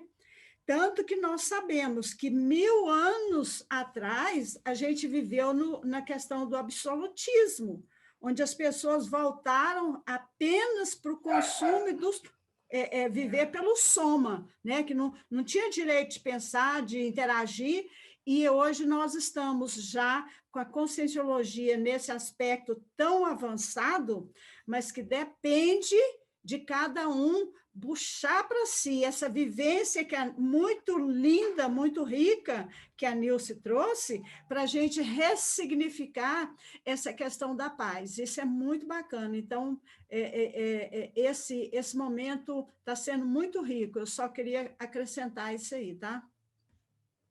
Beleza, muito legal, muito legal. E isso vai trazendo para a gente o que nós falamos no começo sobre o conceito de paz, de que a gente pode mudar a forma de entender paz. Paz não é ficar de boa. Muitas vezes eu posso estar de boa sendo extremamente agressivo, violento, bélico, permitindo uma série de injustiças, ou meu bem-estar estar assentado na subjugação de outras pessoas. Então, paz não é estar bem, não é estar de boa. É essa leitura mais cosmovisiológica desse processo todo, né? Então, nesse sentido, paz tem a ver, além desse movimento íntimo de melhoria, aquisição de recursos para que a gente consiga agir para o melhor para todos. Então, quando o Thiago fala, por exemplo, da domínio energético, o domínio energético é uma ferramenta extremamente importante para a gente desenvolver para conseguir dar respostas pacíficas. Sem domínio energético, vão ter situações que a gente vai ser engolido e possivelmente não vai conseguir dar uma resposta pacífica, né? Então, dar uma resposta pacífica tem a ver com desenvolver recursos, habilidades pró-evolutivas, e não só ficar bem. Né? Isso é importante. O Robson colocou algumas coisas no chat aqui para a gente, ele não vai poder ligar a câmera, porque estão tendo atividades simultâneas lá na casa dele, então eu vou ler algumas coisas que ele colocou aqui e a gente pode comentar. E lembrando, pessoal, que nós temos mais 15 minutos de debate. A hora é agora, se você não falou ainda. Então, consciência, se quer se manifestar sobre a paz, bota o seu nome aí, vamos falar, vamos conversar, tá legal? Aqui, ó, ele falou lá atrás, lá no comecinho do debate, quando, acho que foi o Adélio que trouxe a questão da competição, né? Que o professor Walter falou que só a autocompetição seria algo válido. Ele disse o seguinte: nem a autocompetição vejo que também não é o ideal. A competição corporativa tem muitas estratégias bélicas. A competição, de modo geral, não é um modus operandi e vivente de uma comunidade avançada. O que predomina é o senso de responsabilidade. O Robson, eu vou concordar com você, tá? Eu penso que se a gente está falando de neologismo e se a gente está falando de outras opções de nos manifestarmos, tudo bem que a competição consigo é muito menos pior do que a competição com o outro. Mas por que a gente não pode cooperar conosco, né? Por que eu não posso, ao invés de competir comigo, usar o meu melhor a favor de mim? Ao invés de vencer o velho, eu não preciso trazer, porque a competição, o holopensene da palavra, ela vai trazer o resto, né? Então, já que a gente pode usar outras palavras melhores e outros termos melhores, por que não cooperar conosco? Tirar essa carga de belicismo, inclusive, conosco, né? Eu concordo com você. Vocês querem falar alguma coisa sobre isso aí? Acho que a Sandra abriu o microfone. Eu quero falar. Eu estava pensando aqui na paz, porque eu tive com você, né, Renê, lá no Pacifismo, estudando a paz, e eu anotei umas coisas que eu até reli aqui agora. A paz é uma palavra muito pequena, né, mas parece que existe vários mecanismos dentro dela. Parece que eu penso que existe uma questão de muito mecanismo dentro, porque a pandemia, por exemplo, que a gente está falando aí agora, trouxe uma situação que é para todos, né? Todo mundo está vivendo a mesma situação. Mas eu fico vendo a situação, por exemplo, que eu anotei sobre o desmatamento. A pandemia hoje, ela ataca a questão do pulmão, que é o oxigênio. Nós tivemos que trancar a boca e nós tivemos que trancar o nariz. Eu fico pensando isso, uma relação com o planeta, assim, qual a situação que a gente vive na questão da paz onde a gente mora, numa situação dessa de desmatamento. Né? O planeta não consegue respirar numa situação hoje benévola, né? Por nós mesmos, pela situação de várias situações que hoje impede. E nós estamos passando por uma questão bem de oxigênio mesmo, bem de respiração. Eu fiquei pensando sobre essa situação e que a paz, por ela ser uma palavra pequena, existe, esse meu ponto de enxergar, vários mecanismos, a questão da fome, é uma situação que, né, é pouco falada, muitas pessoas passam fome, situação mesmo de falta de dignidade, né? As pessoas hoje vivem numa situação, muitas pessoas, no caso de miséria. Então, a gente fica pensando que há vários condimentos, ou talvez várias caixinhas, que a gente ainda não conseguiu resolver. Então, o conflito, ele é interno, mas o fora dele também é lotado. É isso que eu queria trazer. Obrigada. Você sabe, Sandra, o Valdo colocava que a etiologia do belicismo, ou seja, a base do belicismo é o conflito. E aí ele falava assim, ó, todo maxi conflito ou mega conflito se inicia no mini conflito. Confusão, não? Hã? Conflito ou confusão?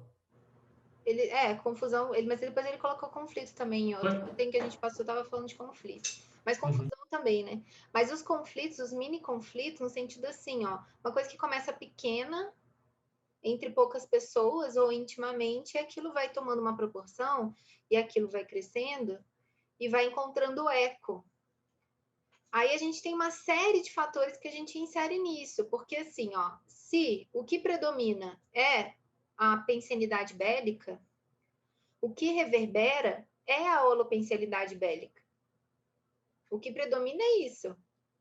Então, o que a gente vai ver predominando é isso. E aí, por isso que eu acho muito importante, quando a gente vai falar de paz, é a gente falar também do ônus de se desenvolver a pacificação íntima. Qual que é o ônus? É você ir no contrafluxo da humanidade. Você ir no contrafluxo da sociedade. E sempre quando você vai no contrafluxo, isso gera resistência. E aí você vai tendo que lidar com essas resistências, entende? Mas sim, a humanidade atualmente, o nosso planeta, como dizia o Valdo, é muito mais hospital que escola ainda, né? Mas é uma aprendizagem, né? A gente está passando por um aprendizado, né? Porque a gente teve que tampar o nariz, a gente teve que... É um simbolismo, mas existe uma relação, assim, eu penso isso aí, sabe? Talvez esteja viajando, mas há uma relação na questão do, né? Pode ser que existe a relação. Falou. Ô, Bárbara, você falou isso agora de conflito, né? Eu vou ler o que o Robson colocou no chat aqui também.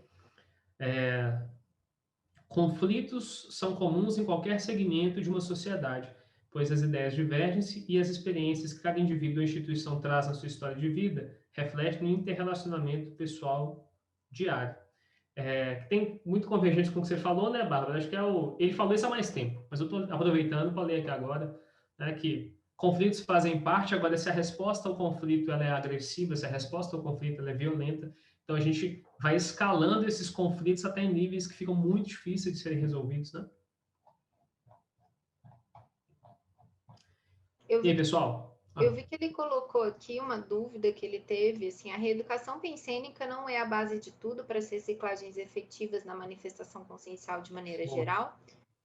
Sim, Robson, é que a gente estava falando assim, que para você vivenciar a paz, ela tem que ter, no sentido dela ter sido absorvida, vivenciada plenamente, né? Ela precisa dessa reciclagem pensênica, como tudo, né?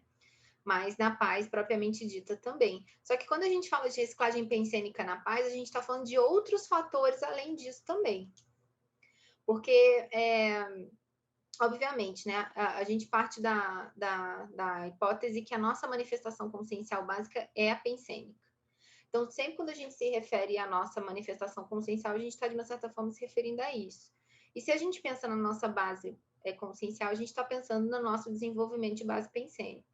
E aí a gente pode tentar desenrolar isso de várias maneiras. Por exemplo, com a identificação do nosso mater pensene, com o que predomina no nosso holopensene, dos nossos traços de manifestação, que também, né, determinam a forma como a gente se manifesta e a forma como a gente penseniza. E a gente vai começando a mapear um pouco como é que seria isso na gente. Só que quando a gente fala da paz, isso ganha um outro peso, porque a gente está falando de coisas que estão muito relacionadas a algo muito antigo no nosso desenvolvimento pensênico. É aquilo que o René falou mais cedo, né, dos mecanismos que a gente foi no nosso desenvolvimento consciencial desenvolvendo. E os mecanismos que a gente foi desenvolvendo, eles eram muito primários, né, ou muito rústicos. E hoje a gente está aprendendo, a gente está debatendo aqui mecanismos que são muito mais avançados, mas que a gente ainda não domina. A gente está falando de mecanismos aqui super avançados, mas que a gente ainda está aprendendo como desenvolver e como utilizar esses mecanismos, como absorver de forma prática esses mecanismos. Mas isso é um processo, né? E eu acho que em relação à paz, isso tende a ser mais complexo por causa disso, por causa desse desenvolvimento mesmo consciencial em nós, consciências elders, né? E aí isso evidencia mais, né? Nosso belicismo. Pode falar, Nelson. Não, eu volto lá naquela coisa que a Claudete falou, né? Que enquanto a gente não se entende como um ser multidimensional, é difícil compreender o que é um processo de paz, né? Ou a paz como... É um assunto complicado, não é um assunto fácil, né? A Sandra falou uma palavra pequena, mas que traz tanta coisa, né? E realmente, paz é um assunto complexo, porque, como eu disse, às vezes parece que a gente está fazendo um exercício de extrapolação mental somática para conseguir entender um pouco o que seria isso, né? Mas quando eu falei lá no começo, aquela discussão que a gente teve, que eu falei que eu acho que a paz, que a megapaciologia seria a vivência da policarmalidade, eu falei aquilo porque eu entendo que a megapaciologia está atrelada a um desenvolvimento consciencial e interassistencial tal que te permite uma abrangência policármica, uma manifestação policármica. E aí, quando a gente pensa em manifestação policármica, a gente está partindo do pressuposto que teoricamente, as minhas contas correntes, ego e grupo kármicas, já estão muito mais positivas, muito mais equilibradas, o que me permite uma manifestação mais livre, ou seja, uma manifestação mais policármica. Tem uma ortopensata, lá no material, a ortopensata 21, que fala assim, mega liberdade, paz íntima, que eu acho que está um pouco atrelada a essa ideia da manifestação mais livre. E a manifestação mais livre, a meu ver, ela diz respeito às resoluções das interprisões grupocármicas existentes anteriormente. Então, quanto mais você resolve suas interprisões, mais livre você está.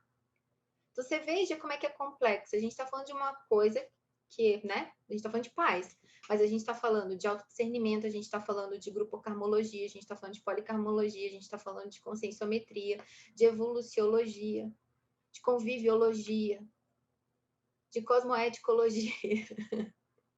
Por isso que eu falei que é extremamente interdisciplinar. A gente traz uma série de outros... Pode falar, Esse. Não, você estava me falando, lembrando disso, e agora eu lembrei até de uma projeção que eu tive, já faz algum tempo, isso foi lá para ano 2000, por aí. E quando eu entrei na conscienciologia, eu tinha uma vida social muito intensa, né? Muito intensa, e tal, um grupo de amigos enorme e tal. E quando eu entrei na conscienciologia, por um pouquinho de tempo eu parei de beber, não quis mais participar, só que eu achava que eu iria continuar com aquele grupo e tal. Tanto é que, depois de um certo tempo, a turma começou a me cobrar, dizendo que eu ia abandonar o grupo. Eu digo, não, eu vou continuar com vocês, eu vou continuar mesmo, só eu venho para cá, tomo um suco e tal, participo das festas e tal. Só que, na realidade, depois eu fui vendo que eles tinham razão, né? Porque depois eu comecei a cansar daquele papo e tal. E foi aí que eu tive uma projeção com aquele grupo. Nós estávamos assim num barzinho, bebendo, todos discutindo, eu não bebia mais. E começou aquele mesmo papo, né? Papai, caramba, o que eu estou fazendo aqui nesse grupo? Esse grupo não me pertence mais, né? Então, eu fiquei assim no nível de insatisfação e saí. Eu me despedi de todo e saí. Isso na minha projeção, né? Quando eu saio, aí vem um amparador. Opa, tudo bem? Eu digo, eu estou ali naquele grupo ali, mas aquele grupo não tem nada a ver comigo. Eles, poxa, você acha mesmo que aquele grupo não tem nada a ver com você? Pois eu vou só lhe dizer uma coisa. Olha, tem muita gente hoje que bebe, vive nessa vida social intensa, que nem lhe conhece, só porque via você tinha uma posição social, e ele achava que aquilo era o máximo. Então, olha só, a partir desse... Mas, gente, eu voltei para o corpo na hora, com essa... Isso é uma projeção vexaminosa, né? Onde eu comecei a... E, realmente, aí eu comecei a pensar e observar que isso é uma verdadeira realidade. E tem muita coisa que a gente não sabe que a gente atingiu as pessoas. Então, nesse processo da assistência e do belicismo, nós ainda vamos ter que aprofundar muito, porque tem muita coisa que a gente não sabe. Então, quer dizer, hoje em dia, eu considero, quando tem uma coisinha pequena assim, eu procuro expandir ao máximo dentro do que eu posso para poder ter um entendimento maior, né? Principalmente, eu estou falando de assistência, né? Porque a gente confunde muito o processo assistencial. Assistir não é só você exteriorizar a energia, existe um processo de rapport, um processo de empatia, e às vezes você vai ter empatia numa assistência que às vezes você ainda tem aquele traço, mas você está numa condição melhor do que aquela consciência. Então, o foco todo é aquela assistência, é aquela consciência, você não conta ali. Então, e a partir daí você vai adquirindo mais força e vai melhorando a qualidade assistencial, né? Então, se você está um pouquinho melhor, você vai poder assistir consciências que estão naquele nível. Então, se eu sou uma consciência... Por que eu estudo belicismo hoje com muita afinidade? Porque eu sou uma consciência muito reativa, muito bélica. No passado já tive situações muito complicadas. Então, hoje, eu estou dando uma visão diferente nisso tudo. Então, eu estou querendo aprofundar o máximo e aproveitar o máximo essa minha estada aqui nessa dimensão, para que eu possa fazer o que eu posso e depois dar continuidade extrafisicamente, né, das que eu não pude ajudar agora ainda aqui nessa verdade. Eu fiz assim, ó, somos dois. somos 3, mas, olha lá, ó, se todo mundo começar aqui, né, somos 22, 21. Mas você sabe, Ercílio, eu acho que esse é o objetivo do MegaCons, a gente expande para a gente tentar ver um cenário, né, ampliar esse cenário e tentar ver os pormenores, né, e a partir disso a gente desenvolvendo mecanismos de escala, né, para a gente chegar nesse máximo. Mas bem bacana. Pessoal, então a gente terminou hoje, né? Eu queria deixar o convite, porque o Ercílio falou desse negócio do bélico, então está estudando bastante questão de pacificação. Eu fiz um verbete que eu vou apresentar dia 23 agora, que chama Crescendo da Auto Mega Recim, que fala um pouco desse processo da gente reciclar nosso mega trafar. E é um pouco disso, assim, porque eu falo disso justamente porque meu mega trafar é agressividade, então eu estudo pacificação não é à toa. E aí fica o convite para quem quiser assistir, tá bom? Estaremos lá. Obrigada. E a gente se vê, então, sábado que vem, gente. Um abraço e um bom final de semana para vocês, tá? Valeu. Tchau, tchau. Tchau, obrigado aí a todos aí. A gente que agradece.